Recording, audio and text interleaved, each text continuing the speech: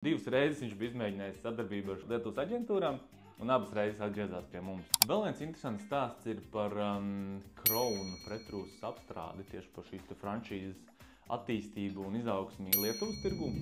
Igaunijas uzņēmējs, kurš strādāja Latvijas uzņēmumā tajā laikā, arī bija mums kaut kāda kontakti, jau kaut kāda sadarbība ar viņu. Viņš nolēma atvērt, pārstāvēt šo te Crown franšīzi Lietuvā. Aptuveni 10 gadus atpakaļ tas bija. Principā arī sāka no nulles, tur īrēja, manuprāt, tajā brīdī vēl telpas. Mūsu tas virziens bija tieši Google reklāmas, uz ko mēs vērsām galveno uzsvaru, ar ko mēs viņam vairāk arī palīdzējām, jo pieprasījums tam pakalpojumam bija, tikai tas zīmols varbūt vēl nebija īsti tāds atpazīstams, uzticams.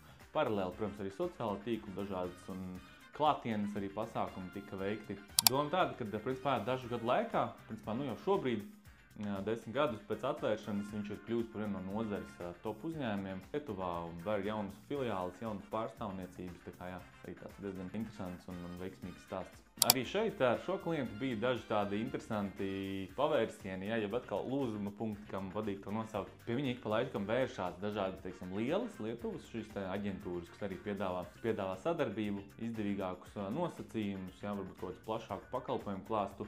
Un divas reizes viņš bija izmēģinājis sadarbību ar šīm Lietuvas aģentūrām, un abas reizes atgriezās pie mums, jo saprata, ka lielai aģentūrai bieži atkal viņi varbūt ir maziņi, viņiem iedod kaut kādus jaunus, pieredzējušus kolēģus, ja? Un līdz ar to beigās tas rezultāts atdeve tur ir diezgan bēdīga.